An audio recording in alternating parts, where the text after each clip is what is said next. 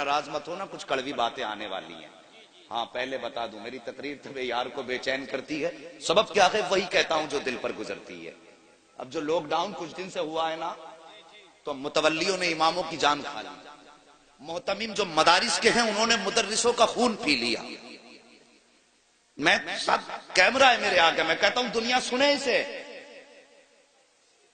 یہ قوم کا رونا ہے، تم نے نہیں سنا؟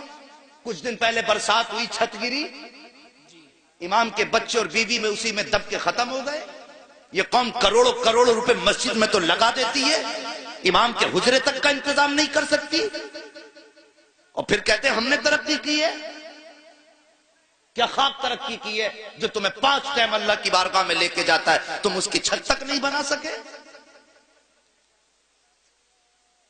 ایک مفتی صاحب مجھ سے کہنے لگے حضرت لاک ڈاؤن میں 5 لاکھ کا چندہ کر کے دیا مدرسے والوں کو، 5 لاکھ کا، اور مدرسے والوں نے یہ کہہ کے کچھ نہیں دیا کہ اس ٹائم لاک ڈاؤن ہے تمہیں کچھ نہیں دیا جا سکتا. شرم نہیں آتی؟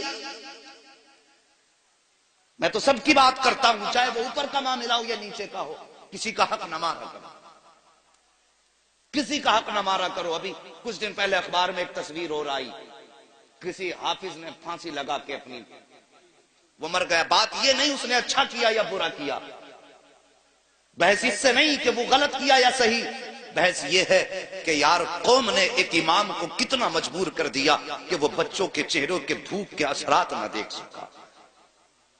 پھر وہ قوم کہے ہم نے ترقی کی ہے تو جھوٹ بولتی ہے. وہ قوم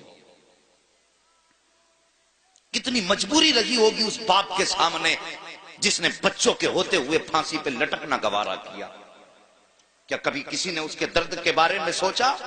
سوشل میڈیا پہ یہ فوٹو ڈالا گیا تو ہماری قوم کے قابل لوگوں نے کہا جی یہ گناہ کر بیٹھا. ابے مولوی یہ سب کو پتا گناہ کر بیٹھا، لیکن سوچ تو سکی وہ کیا وجہ ہے جس نے پھانسی تک پہنچایا ہے. کیا یہ قوم کا ظلم نہیں ہے؟ کیا یہ اپنوں کا ظلم نہیں ہے؟ میں کہتا ہوں اگر ایک پڑوسی نے بھی اپنے گھر کا ایک وقت کا کھانا اٹھا کے اس کے بچوں کو کھلایا ہوتا تو وہ پھانسی نہ لگاتا. اگر امت مسلمہ نے پڑوسی کا حق سمجھا ہوتا تو وہ موت کو سینے سے نہ لگاتا. ہاں اس نے غلط کیا ہے، لیکن اس سے زیادہ غلط تم نے کیا ہے کہ تم پیٹ بھر کے سوتے رہے اور ایک کلمہ پڑھنے والا بھوک کے بچوں کے سامنے زندہ نہ رہ سکا. کوئی تو مجبوری رکھی ہوگی. یار تم کہتے ہو وہ غلط ہے، لیکن میں کہتا ہوں وہ جتنا بڑا غلط ہے اس سے زیادہ تم غلط ہو. میرے نبی فرماتے ہیں کہ جس کا پڑوسی بھوکا سو جائے اور وہ پیٹ بھر کے سو جائے، آقا فرماتے ہیں وہ حاجی بھی ہو سکتا ہے، نمازی بھی ہو سکتا ہے، وہ سب کچھ ہو سکتا ہے لیکن مصطفیٰ کا نہیں ہو سکتا. یہ کڑوا سچ ہے، اسے سنیے اور سمجھیے. ہم نے ایسے حالات بنا دیے. اللہ اکبر. اور لوگوں قدر کرو اور بھوکوں کا خیال رکھو.